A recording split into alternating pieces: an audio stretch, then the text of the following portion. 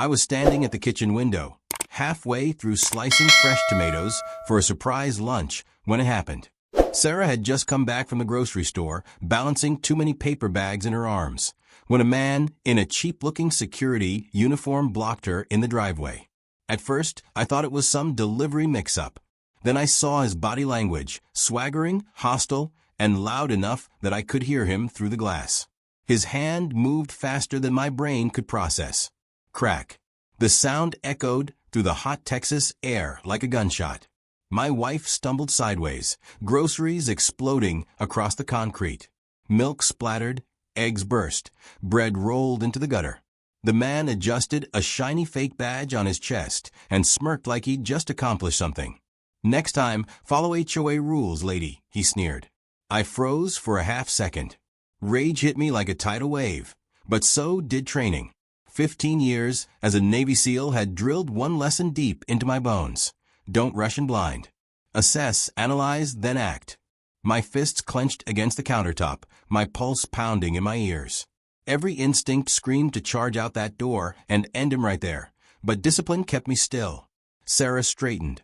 Holding her cheek with a handprint was already blooming red. She didn't cry. That's not her style. She simply gathered herself with quiet dignity, even as her groceries soaked into the scorching asphalt.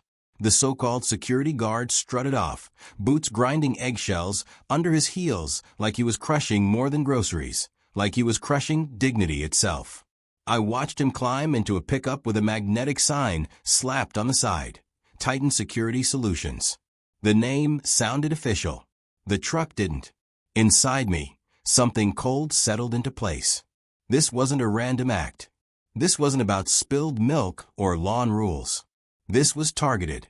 I opened the back door and stepped onto the porch, the sunlight glaring against my eyes. Sarah looked up at me with that brave little smile she always uses when she doesn't want me to worry. But her cheek was still flaming red.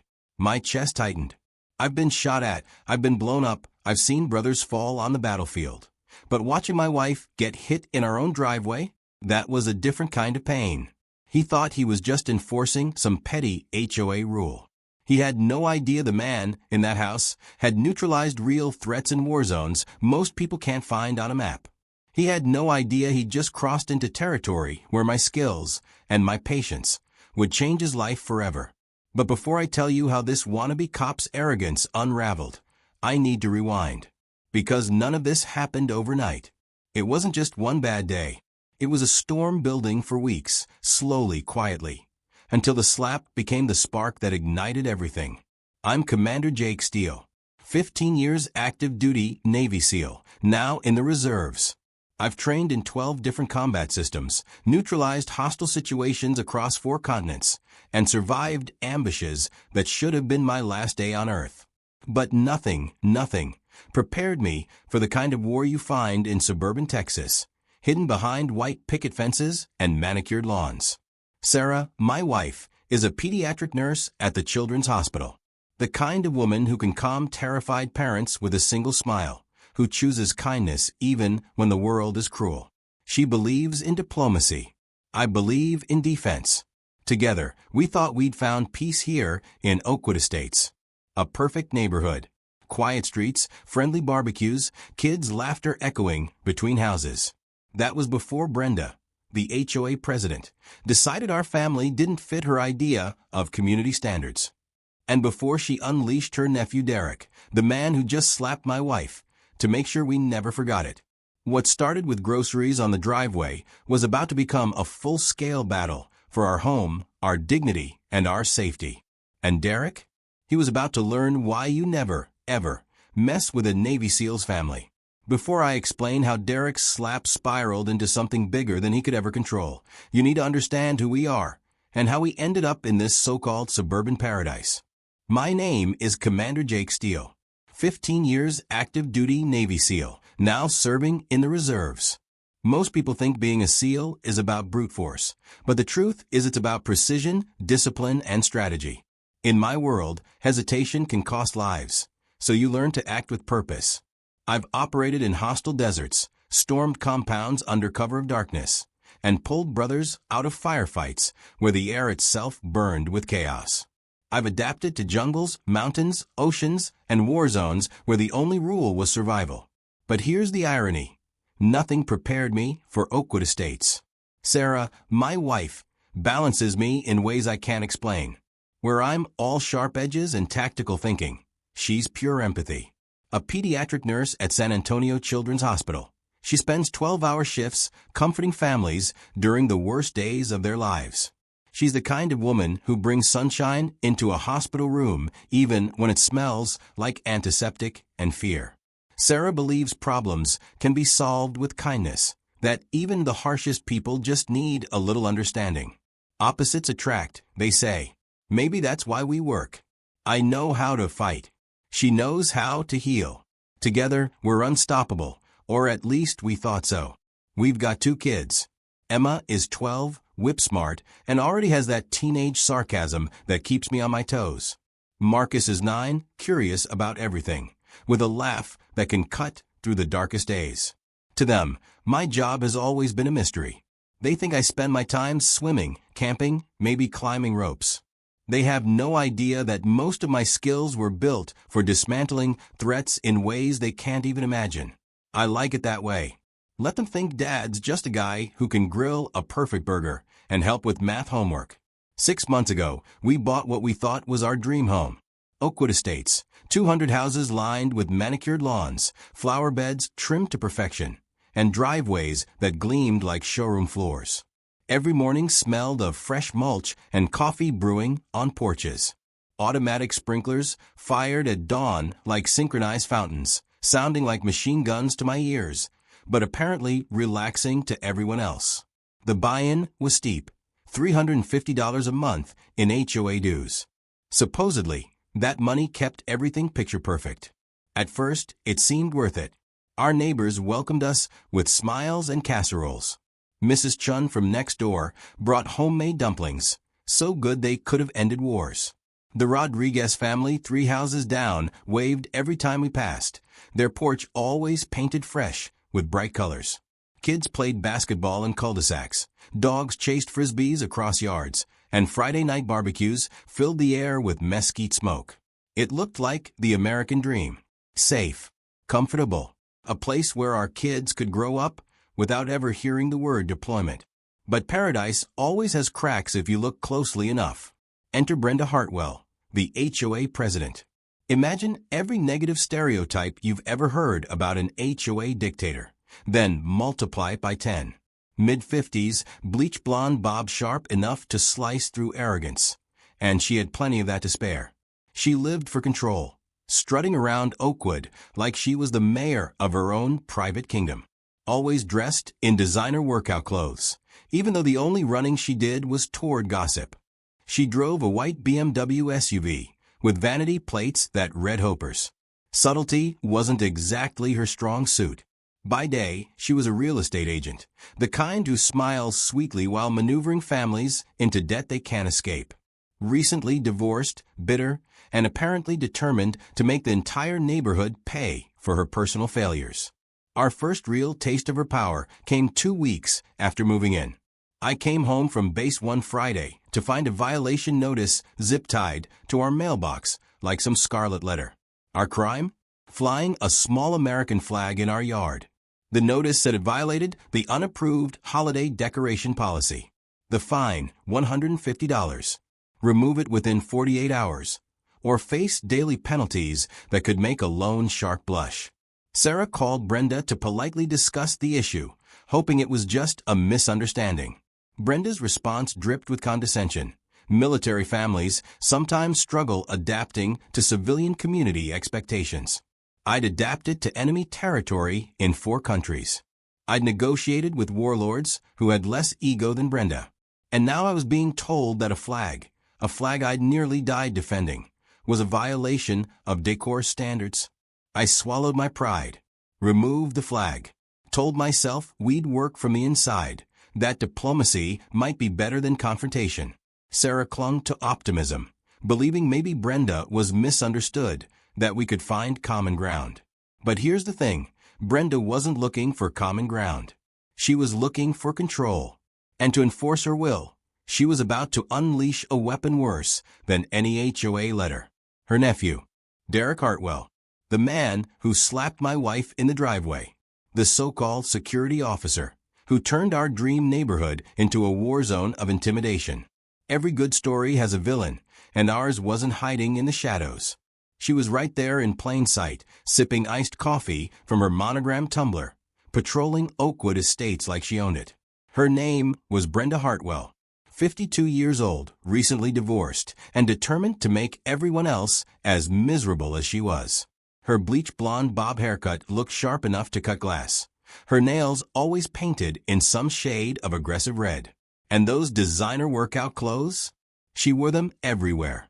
Grocery store, HOA meetings, even Sunday church. The only cardio she ever did was sprinting toward neighborhood gossip.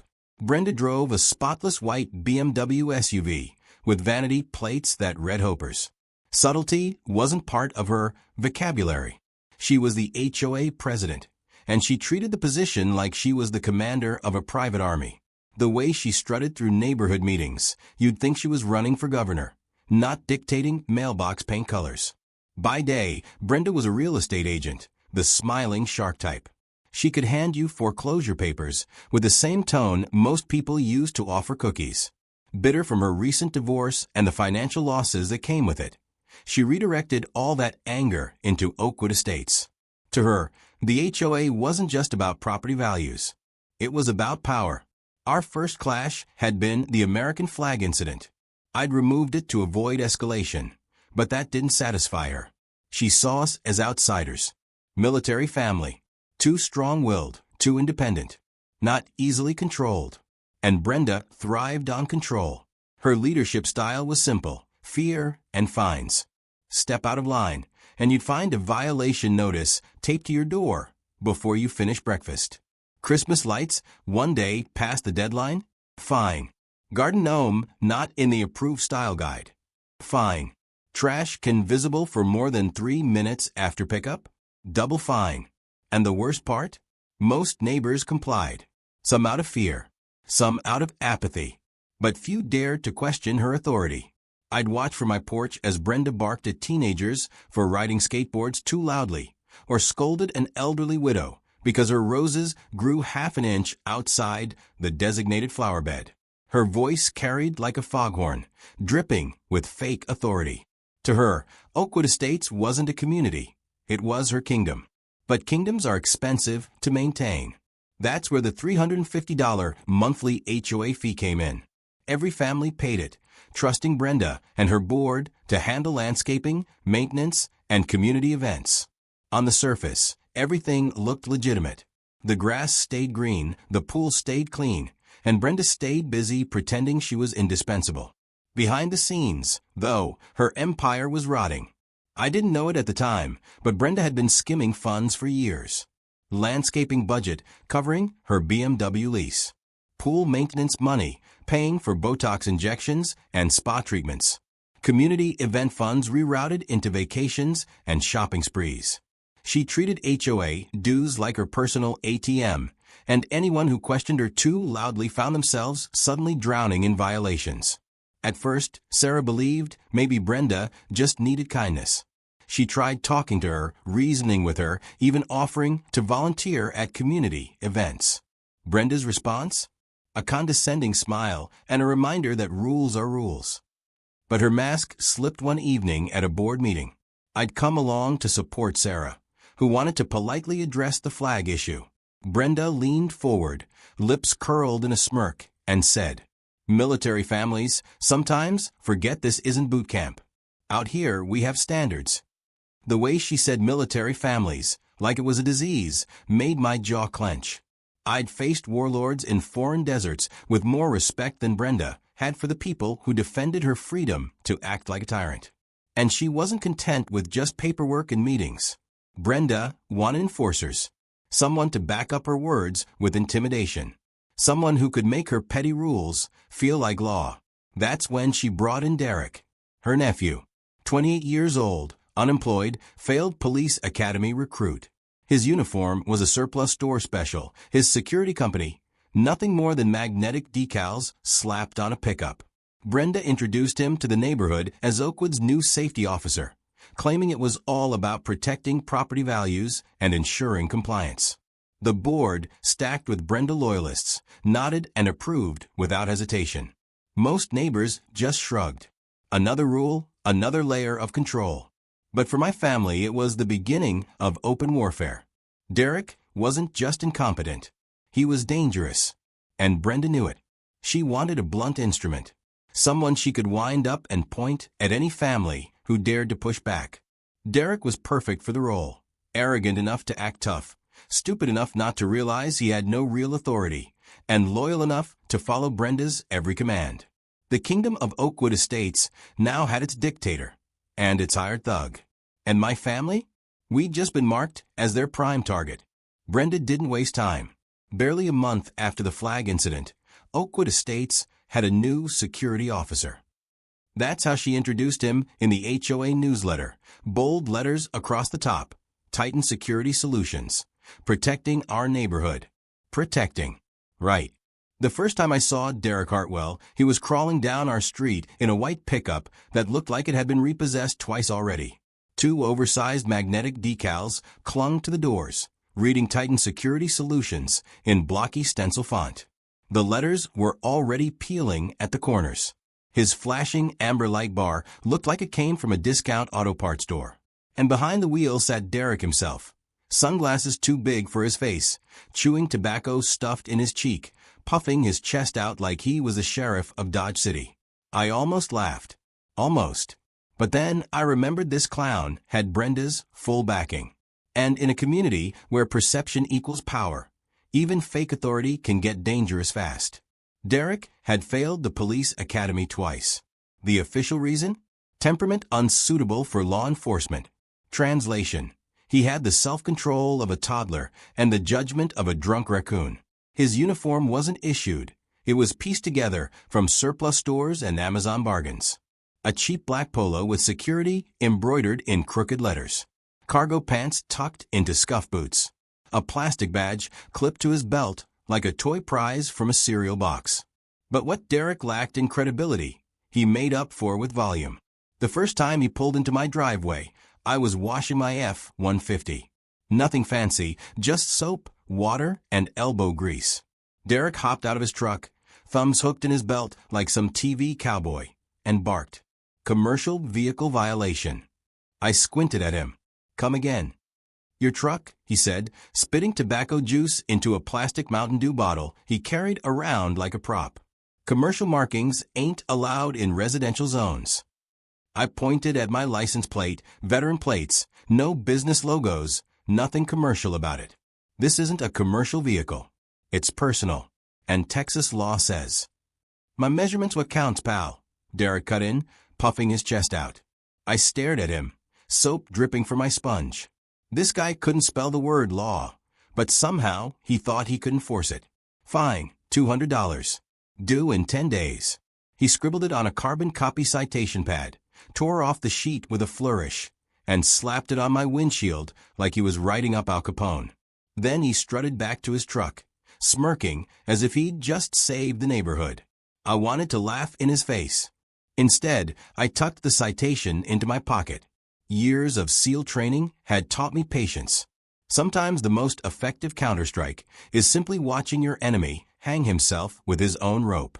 But Derek wasn't done. Not by a long shot. 2 weeks later, I got a notice for grass height violation. The HOA limit was 3.5 inches. I'd measured my lawn the day before. 3.25, crisp and within regulation. Derek's measurement? For inches, according to his trained eye. When I called him out, he gave me the same line. My measurement's what counts, pal. I bit my tongue so hard I almost drew blood. In Fallujah, men who threatened families learned hard lessons quickly. But this was Texas suburbia, where violence solves nothing and paperwork wins wars. Then came the bicycles. One Saturday, my kids left their bikes leaning against the garage door after riding around the cul-de-sac. They went inside for lunch, 10 minutes at most.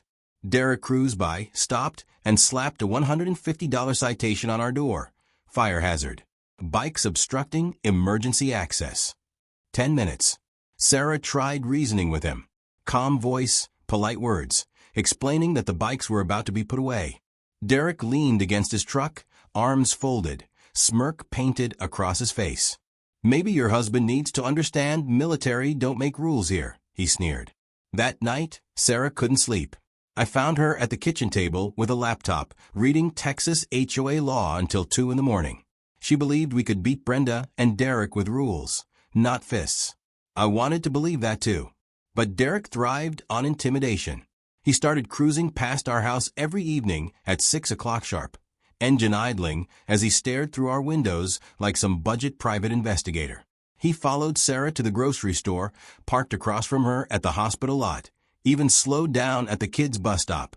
Every move screamed the same message: "I'm watching you." The man who couldn't pass a basic psych evaluation now had the power to terrorize families, thanks to Brenda's blessing. And the worst part? Most of the neighborhood accepted it. Some thought Derek was doing a good job. Others stayed quiet, too afraid to challenge Brenda. But fear works both ways. I'd seen tyrants before. Men who used fear to control villages, who built little empires out of intimidation. They all thought they were untouchable, until the right person pushed back. Derek thought he was untouchable. What he didn't know was that I was already pushing back. Quietly, strategically, building the kind of case that would collapse his entire charade. Because here's the thing about wannabe cops with fake authority. They leave paper trails. They leave witnesses. And they always make mistakes. Derek had just declared war on the wrong family, and I was about to show him what real enforcement looked like. The grass citation was the spark that lit my fuse. One Saturday morning, I poured myself a cup of strong coffee, the kind that tasted like victory instead of base sludge, and unfolded Derek's latest masterpiece. Violation. Lawn exceeds community height standards. Fine, $200, with $50 daily penalties until corrected. I almost spit out my coffee. Just the day before, I'd measured the grass myself. 3.25 inches. The HOA limit was 3.5. I double-checked that morning, ruler in hand. Dew still glistening on the blades. 3.25. Perfect regulation. So either my tape measure was broken, or Derek had flunked basic math along with everything else in his life. I called him calm and direct. "Your measurement's wrong, Derek. My grass is under the limit." He gave me the same smug reply he always did. "My measurement's what counts, pal." My jaw clenched so tight it hurt. In Fallujah, I'd met insurgents with more logic than this guy. But this wasn't a combat zone. This was suburbia. And here, I couldn't solve problems with precision strikes. Here, I needed paperwork. So I turned to the rule book. Late into the night, with Sarah at my side, I dug into Texas property code and Oakwood's bylaws. My years of military training had taught me that bureaucrats always leave paper trails. And paper trails reveal weaknesses. Turns out Derek's citation violated 3 requirements. No official measurement documentation. No licensed inspector's signature. No compliance with their own HOA procedures. Beautiful.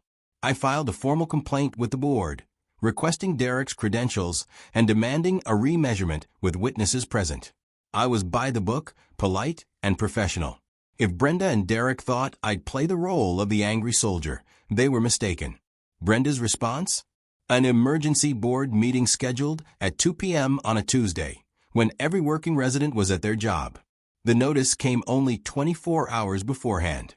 Barely legal under their own bylaws, but just enough for her to get away with it. Since I was stuck at base for mandatory training, Sarah volunteered to attend. She walked into that community center armed with nothing but facts, evidence, and her natural calm. She later told me the fluorescent lights buzzed like angry wasps overhead. The air reeked of stale coffee and tension. Brenda sat at the head of the table like a dictator, flanked by her loyalists. Nancy, the bitter divorcee who thought military families were too aggressive. Bob, the retired accountant who rubber-stamped everything Brenda wanted. And 2 others who owed her real estate favors. The deck was stacked before Sarah even sat down. Still, Sarah presented our case. She explained the improper measurements, the missing documentation, the violations of procedure. She requested something reasonable. Derek provide credentials, remeasure the lawn properly, and follow the rules they claimed to uphold. In a reasonable world, that would have been enough. But Oakwood wasn't a reasonable world. It was Brenda's kingdom. The board's response was a masterclass in tyranny. Brenda leaned forward, lips curling in that condescending smile, and announced, "The board has decided to increase enforcement standards to maintain property values. Effective immediately, Derek is granted full authority to issue citations on site for any visual violations." The vote? 3-1. Sarah's dissent was ignored like a whisper in a hurricane. They didn't just dismiss our complaint. They rewrote the rules mid-game to protect Derek's fragile ego. When Sarah told me what happened, my blood ran cold. I'd seen this tactic before in corrupt governments overseas. When you can't win fairly, you just change the rules. And Derek wasted no time celebrating. The very next day, he returned with a laminated badge that looked like it had been printed at a Kinko's. His chest puffed out, his voice louder than ever. And he unleashed citation hell. Emma and Marcus left their bikes on the lawn for 5 minutes? Fire hazard, $150 fine. Garden hose coiled on the side of the house? Aesthetic violation, $150 fine. Welcome mat not perfectly centered at the front door? Community standards breach. Another $150 fine. Total damage in one afternoon, $450. Sarah tried to reason with him again. Derek leaned against his truck, smirking. Maybe your husband needs to learn the rules don't bend for anyone. That night, Sarah cried quietly at the kitchen table. Not because of the money. We could handle the fines. But because our dream neighborhood was turning into a nightmare. Because the place we'd chosen for safety, peace, and family was now the stage for harassment, intimidation, and humiliation. I wrapped my arms around her and made a silent vow. This wasn't just about grass height or garden hoses anymore. This was about dignity, safety, respect. I'd fought enemies in foreign deserts, jungles, and oceans. Now, I was fighting one in my own backyard. And Derek? He had no idea that every fake citation, every smug grin, every cheap power play was pushing me closer to a counterstrike he couldn't even imagine. The early battles were just the beginning. The war for Oakwood Estates had officially begun. At first, Derek's harassment came in the form of paper. Citations on the door. Notices in the mailbox. Fines that piled up like junk mail. Annoying, yes, but survivable. Then he changed tactics. It started small. Every evening at 6 o'clock sharp, Derek's white pickup would roll past our house. Same time. Same slow crawl. Same smug stare through the driver's side window. Sometimes he idled across the street for 10 minutes, just sitting there, pretending to check his phone while his eyes stayed locked on our windows. Sarah noticed it first. She'd be setting the table for dinner, and suddenly the headlights would glow across the curtains. "He's here again," she'd whisper, voice tight. At first, I brushed it off. Let him watch. He's just a clown playing cop. But night after night, the routine continued. And pretty soon it wasn't just drive-bys. Sarah went grocery shopping one afternoon. She came back pale, her hands shaking as she set down the bags. "He followed me," she said, "all the way there. Parked across from me in the lot. Just sat in his truck, watching." I clenched my jaw, so hard it hurt. My instinct screamed to confront him, but Sarah grabbed my arm. "No, not like that. We can't afford to be the ones who snap first. We'll handle it the right way." So I bit my tongue. Again. But Derek wasn't getting bored. He was getting bolder. A week later, Sarah was leaving the hospital after a 12-hour shift. It was past 9 p.m., the lot nearly empty. She walked toward her car with tired feet and a weary heart. And there he was, leaning against his truck, arms crossed, waiting. "Evening, ma'am," he said, blocking her path. "We need to talk about your family's ongoing violations." Sarah froze. "This is not the place," she replied, trying to step past him. He shifted to block her. "HOA business don't have hours." Imagine finishing a day of saving children's lives, only to find yourself cornered by a wannabe cop in a dark parking lot. Sarah's voice stayed calm. She's good at that. But her heart was pounding. Thankfully, hospital security spotted the exchange and escorted Derek off the property. They banned him from returning. But bans mean nothing to a man who already ignores rules. That's when the harassment turned personal. Emma and Marcus woke up early one morning, backpacks slung over their shoulders, heading to the bus stop at the corner. A normal school day. But Derek pulled up in his truck, rolled down his window, and leaned out with that same smug grin. "Tell your parents the family's getting a reputation in this neighborhood," he told my 12-year-old daughter. "Maybe you should think about living somewhere else." When Emma told me that story, something inside me went ice cold. I've been angry before, I've been furious in combat, but this was different. This was primal. A man had crossed the line from harassing me to threatening my children. "You threaten me, I can handle it," I thought. "You threaten my wife, you've got a serious problem. But you mess with my kids? Now you've entered territory where my specialized skill set becomes extremely relevant." Sarah saw it in my eyes that night. She knew I was inches from handling things in ways I hadn't used since the battlefield. She put her hand on mine, steady but firm. "Jake, not like that. Not yet. Document it. Build the case. We'll get him the right way." She was right. As much as I wanted to introduce Derek to SEAL-level conflict resolution, I knew it would only give Brenda the ammunition she needed to paint me as the problem. So, instead, I shifted tactics. If Derek wanted to watch us, then I'd watch him. I installed cameras around the property, front yard, driveway, backyard. High definition, motion activated, every angle covered. Completely legal in Texas. Suddenly, Derek's intimidation patterns weren't just creepy, they were evidence. Every drive-by, every late-night idle, every time his headlights swept across our living room curtains. It was all captured in crystal-clear video. And, as the footage piled up, I started digging deeper. My background in intelligence gathering came in handy. You never go into an operation without knowing your target. I pulled Derek's public records. 2 DUIs.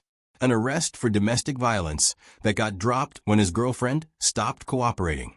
Failed police academy evaluations citing aggressive tendencies and poor impulse control. Basically, a man who should never be trusted with authority over a goldfish, let alone a neighborhood. Worse yet, his security company, Titan Security Solutions, didn't even exist in state records. No license. No insurance. No certification. I called the Texas Private Security Board. They'd never heard of him. Derek wasn't just unqualified. He was operating completely outside the law. And yet Brenda had given him the power to terrorize families. One night, after yet another drive-by, I sat in the dark living room watching Derek's truck idle on the camera feed. My kids huddled upstairs, too scared to sleep. Sarah sat beside me, her hand resting on mine. "This isn't just harassment," I whispered. "This is stalking." Sarah nodded, her face pale but determined. "Then we'll prove it." The fear in my kids' eyes, the bruises still fading on Sarah's cheek, the smug glow of Derek's headlights outside our window, all of it fueled me. This wasn't just about HOA politics anymore. This was about defending my family from a predator hiding behind a plastic badge. And Derek didn't realize it yet, but his every move was being documented. Every intimidation tactic, every fake citation, every late-night trespass. Each one was another nail in the coffin I was building for him and for Brenda's corrupt empire. Because when you've spent your life studying enemies, one truth becomes clear. The louder the bully, the harder the fall. And Derek was about to fall hard. When you've spent your life in special operations, you learn something important. Enemies eventually reveal their weaknesses. All you need to do is watch. Derek thought he was the predator, circling us every night, following Sarah, cornering my kids. What he didn't realize was that every move he made was turning into ammunition. I started with the cameras. 4 on the corners of the house, 1 covering the driveway, another hidden in the backyard. High definition, motion triggered, with cloud backups. Every slow roll of Derek's truck, every cigarette lit across the street, every smug stare into my windows. It was all captured, time-stamped, undeniable. When he followed Sarah to the grocery store. Recorded. When he idled at the bus stop. Captured. When he crept past our fence at midnight with a flashlight. Crystal clear video. He wasn't just harassing us. He was building my case for me. Next came the paper trail. I filed open records requests for the HOA.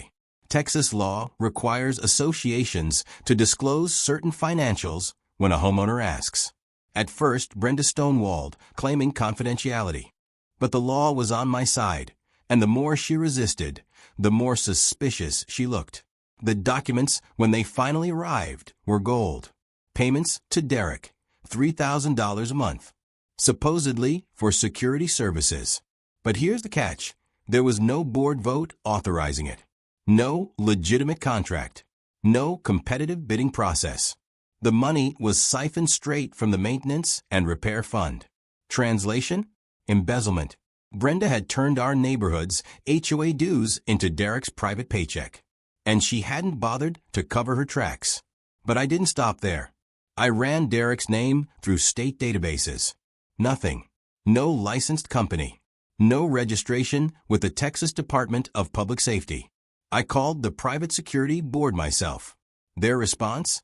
We have no record of any Derek Hartwell or Titan Security Solutions authorized to operate in this state. Boom. That meant Derek wasn't just a nuisance. He was operating illegally. He had zero legal authority to issue citations, detain residents, or call himself security. At best, he could observe and report. At worst, he was impersonating law enforcement, a criminal offense. Meanwhile, Sarah tapped into her gift, people. She started chatting with neighbors, listening more than speaking. Over coffee, over backyard fences, at the grocery store. Slowly, stories began to pour out.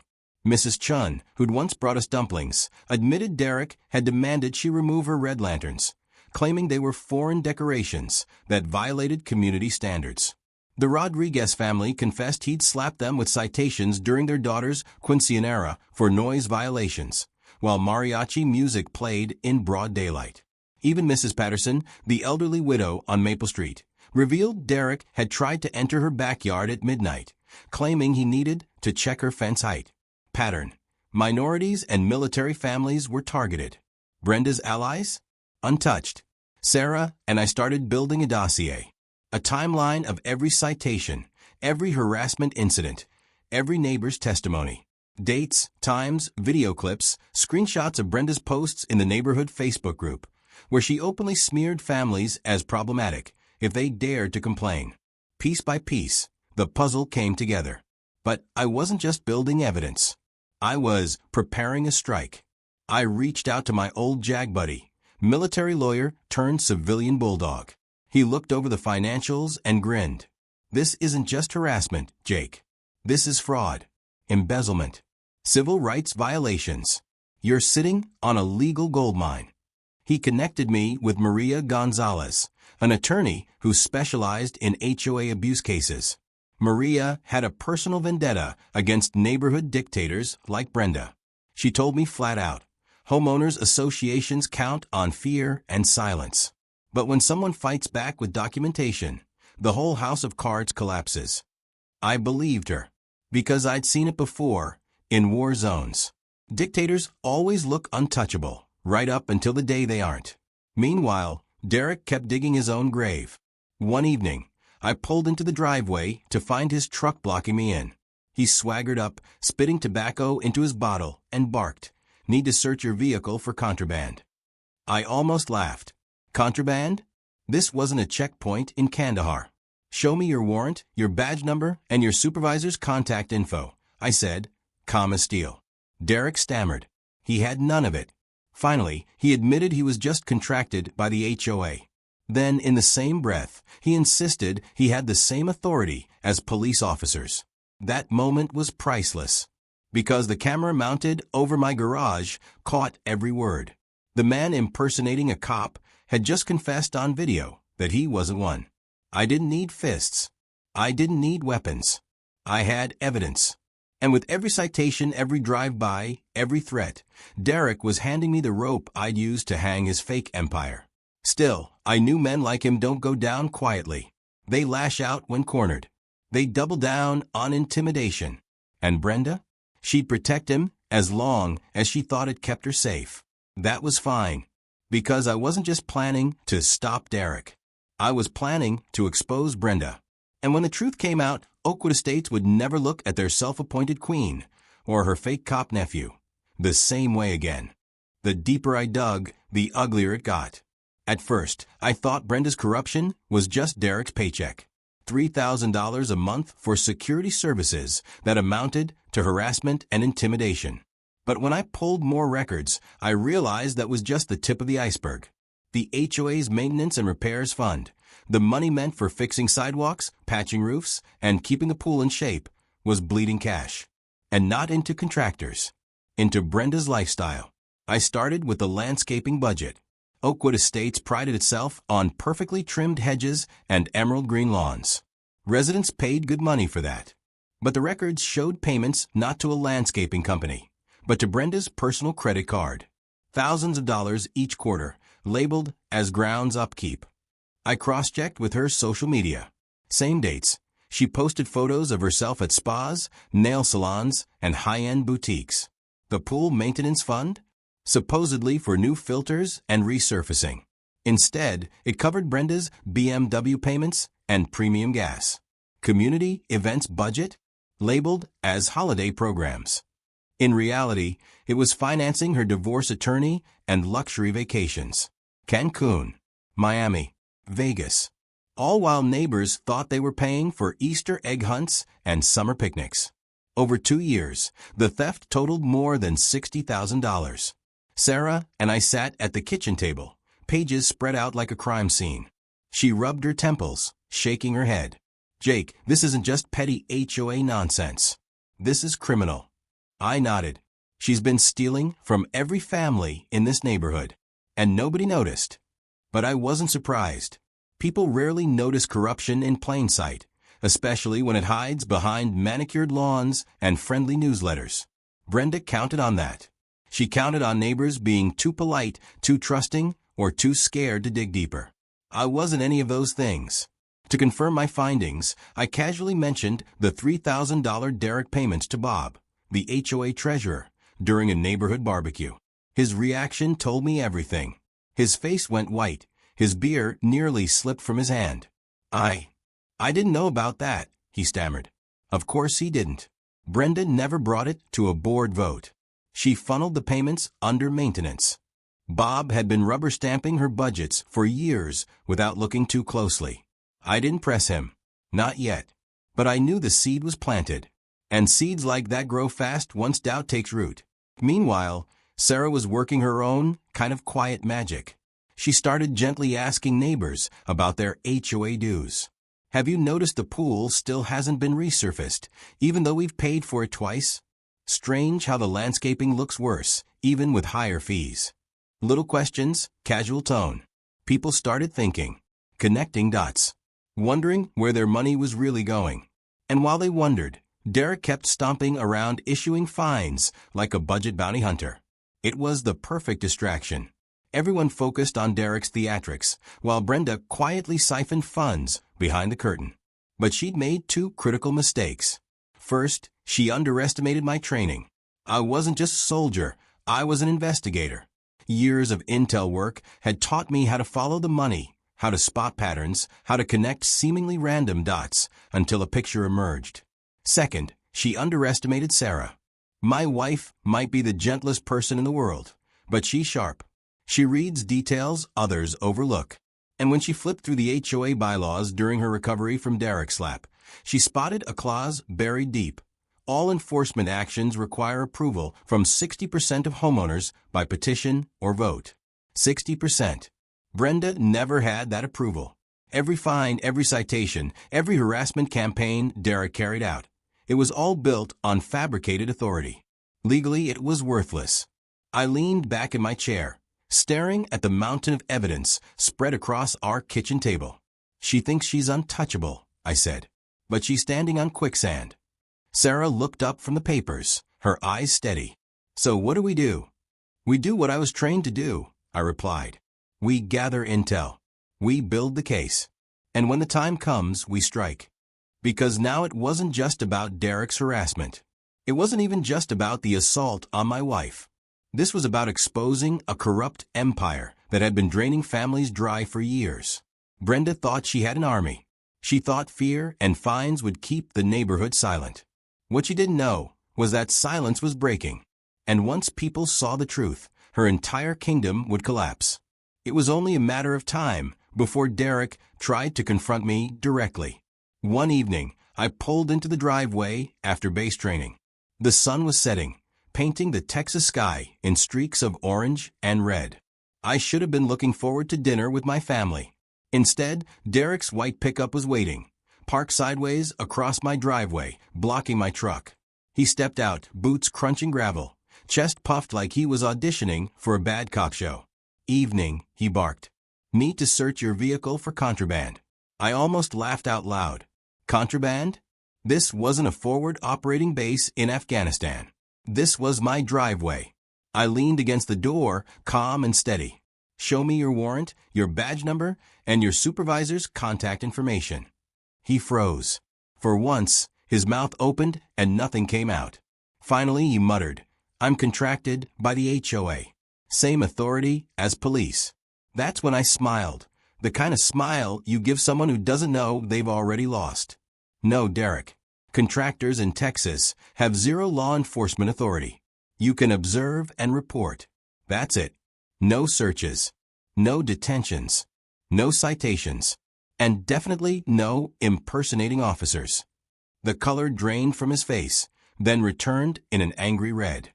"You military types think the rules don't apply to you," he snapped. The irony was rich, a fake cop lecturing a Navy SEAL about authority. I didn't raise my voice, didn't move a muscle, but my silence said more than words.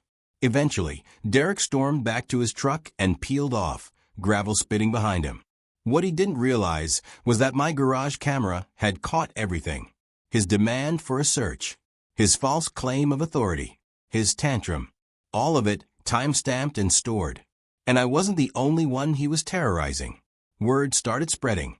Mrs. Chun told me Derek had demanded to inspect her garden for foreign plant violations.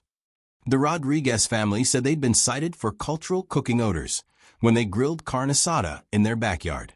Mrs. Patterson, the widow down the street, confessed Derek had been caught lurking in her yard at midnight, claiming he needed to measure her fence. Sarah created a shared Google document where neighbors could log complaints. Within a week, it was overflowing, dozens of stories of harassment, intimidation, and outright lies.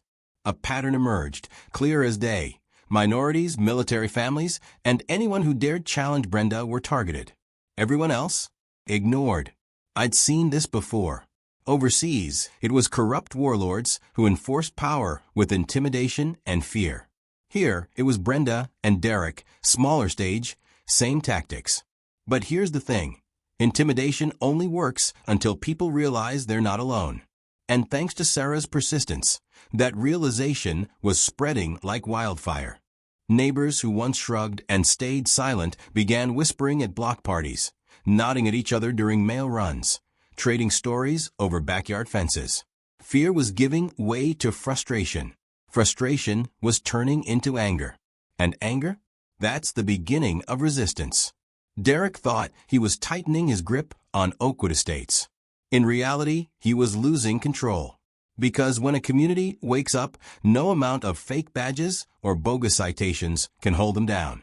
By this point, Derek wasn't just handing out bogus citations. He had shifted into full-blown stalker mode. It started when I left for mandatory training out of state. Like clockwork, the moment my truck disappeared from the driveway, Derek turned up the heat on Sarah. She'd come home from the hospital late at night and notice fresh boot prints under our bedroom window. My cameras caught him creeping through the backyard with a flashlight, pretending to inspect our fence. In reality, he was peering into our home. Sarah called the non-emergency police line. The dispatcher's response nearly made my blood boil. "Sounds like a civil HOA matter, ma'am. You'll need to work it out with your community association." A man trespassing at night, shining a light into my wife's bedroom window, and the cops brushed it off like a noise complaint. I coordinated from 2,000 miles away, enlisting a Marine buddy named Marcus to check in on my family. 6'4", built like a tank. He showed up unannounced a few times, just visiting an old Navy friend's family. Funny thing, Derek's nightly prowls stopped the moment Marcus introduced himself on the sidewalk. But only for a while. Derek always found new ways to push the line. When Sarah ignored his drive-bys, he started showing up at the hospital during her shifts. Twice, security had to escort him out after he claimed official HOA business. Finally, they banned him from the premises altogether. The desperation reeked off him stronger than his discount cologne. And that's when he made his stupidest move yet. One Tuesday night, Sarah and the kids were at home, Emma working on algebra, Marcus practicing piano. Out of nowhere, 3 police cruisers rolled up, lights flashing. Officers poured onto my lawn, weapons at the ready. Sarah froze at the door, confused and terrified. "What's going on?" The lead officer barked. "We got a 911 call. Report of a domestic disturbance." Yelling. Violence. Sarah blinked. "What?" "No, there's nothing like that here. My kids are doing homework." Sure enough, inside was Emma bent over her math problems and Marcus plunking out Beethoven. Hardly the sounds of chaos. The officer scanned the room, then his eyes narrowed. "Who made this report?" Outside, Derek stood in his truck, arms crossed, smirking like he'd finally nailed us. The officer walked over, listened to Derek's nonsense about military families covering up domestic situations, and his patience evaporated. "Sir, filing a false emergency report is a criminal offense in Texas, punishable by up to 6 months in jail." For the first time, Derek's smirk faltered. The officer didn't arrest him on the spot, but he filed a detailed report, one that documented Derek's false claims, his impersonation of authority, and his ongoing harassment. It was the piece of official evidence we'd been waiting for. The slap in the driveway had lit the fire. The bogus citations had stoked it. But the false 911 call? That was the gasoline. Derek thought he'd cornered us. Instead, he'd walked straight into his own ambush. Because from that night forward, he wasn't just Brenda's security officer. He was a criminal with a paper trail, and I was going to make sure the law finally saw him that way. News spreads fast in a neighborhood. Faster than gossip, faster than Brenda's smug smile. By the morning after the false 911 stunt, everyone knew something had gone down at my house. Police cars in the cul-de-sac aren't exactly subtle. At first, whispers, concerned looks, a few hesitant questions. But then, something I hadn't seen before, solidarity. Mrs. Chun was the first to come over. She held a plate of dumplings in her hands, but her voice shook with anger. "Derek told me my lanterns were un-American. I took them down because I was scared. But I shouldn't have. He's a bully." That cracked the dam. The Rodriguez family admitted Derek had threatened them during their daughter's quinceañera, citing them for noise violations. Mrs. Patterson revealed Derek had demanded entry to her home for a so-called safety inspection, clipboard in hand like a flimsy disguise for trespassing. One by one, stories poured out. Families who had stayed silent out of embarrassment or fear now realized they weren't alone. And Sarah, bless her, had already prepared for this moment. She pulled up the shared Google document she'd created, a living record of every harassment, every bogus citation, every late-night intimidation. Neighbors huddled in our living room, scrolling through the evidence. The pattern was undeniable. Minorities, military families, and independent-minded residents were targeted. Brenda's friends and cronies? Untouched. People's faces shifted from shock to outrage. Outrage to resolve.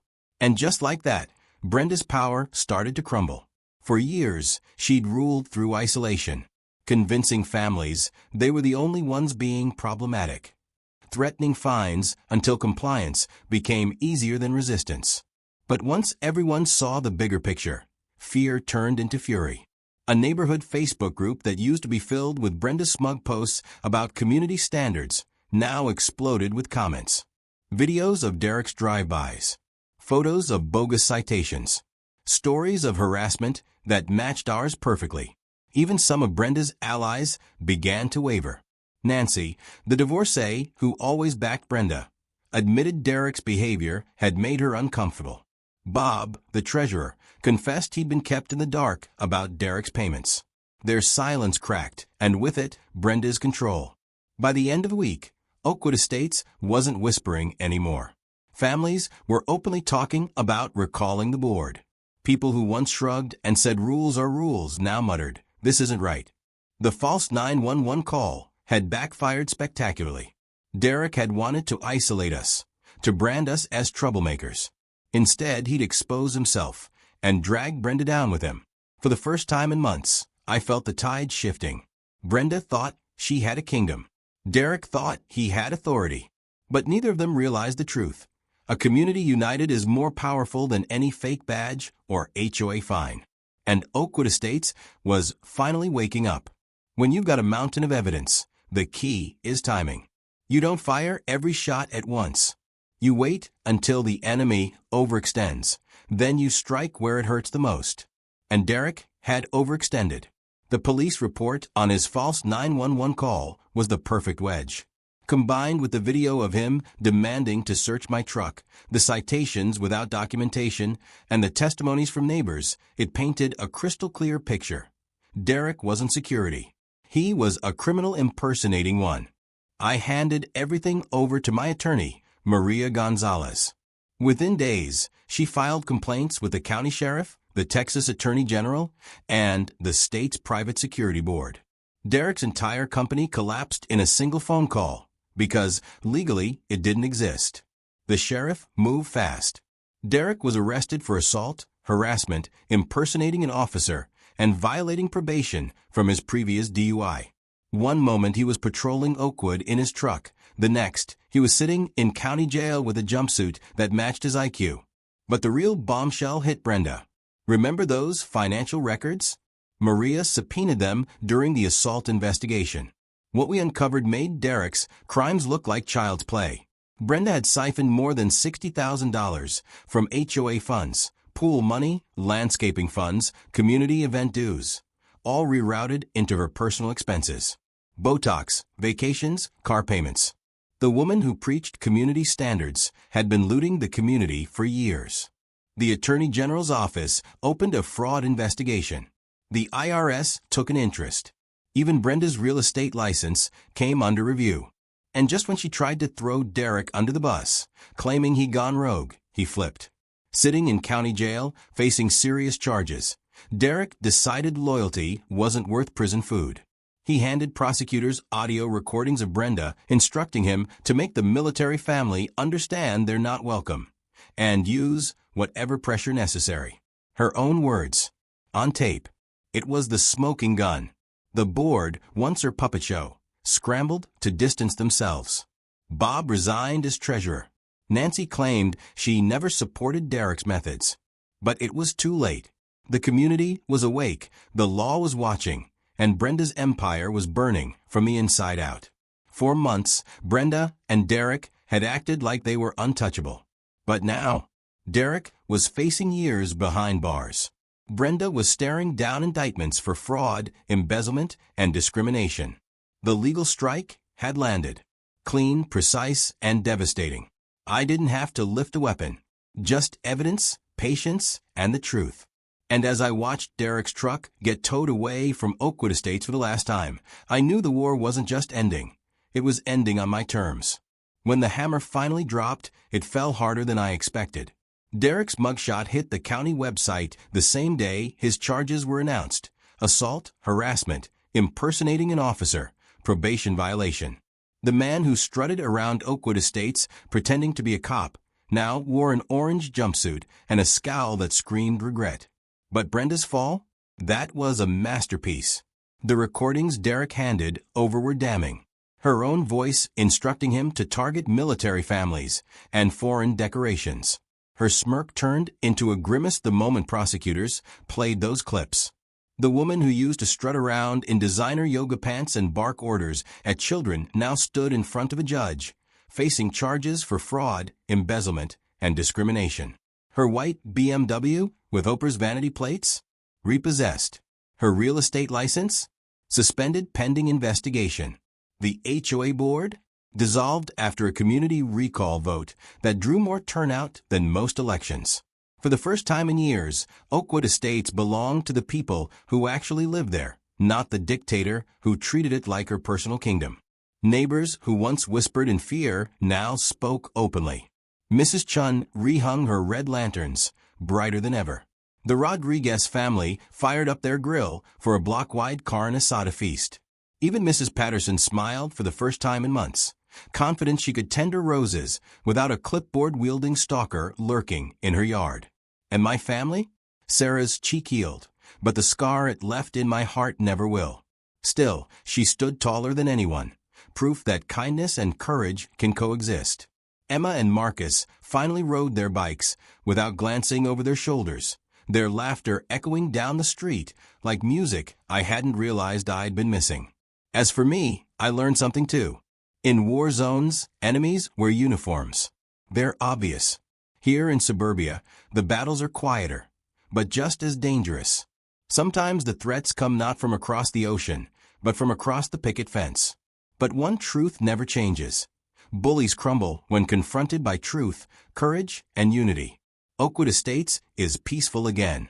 The lawns are still green, the driveways still spotless, the kids still play basketball in the cul-de-sac. But now, the community knows the cost of silence and the power of standing together. Brenda and Derek thought they could intimidate us into submission. They thought their fake authority and phony rules would make us bow. Instead, they reminded everyone why you never, ever, mess with a Navy SEALs family. Looking back, it still amazes me how fast paradise turned into a battlefield. When we bought our home in Oakwood Estates, I thought I'd finally left conflict behind. No more deployments. No more missions in hostile territory. Just quiet streets, backyard barbecues, and evenings with my wife and kids. But what I learned is this. Sometimes the battlefield is closer than you think. Sometimes the fight isn't in a desert halfway across the world. It's in your own neighborhood, against people who mistake authority for power. Derek thought intimidation would work. He believed his fake badge, his bogus citations, and his nightly stalking would scare us into silence. Brenda thought her position as HOA president made her untouchable, that she could siphon money and weaponize fear without ever being challenged. They were both wrong. Because here's the truth. Courage isn't just about combat. It's about standing up when you're pushed down. It's about defending your family and your community when bullies come knocking. And sometimes it's about using patience, strategy, and the law instead of fists and fury. I won't lie, there were moments I wanted to handle Derek the way I handled threats overseas. Quick, decisive, permanent. But Sarah reminded me of something important. Winning isn't just about defeating your enemy.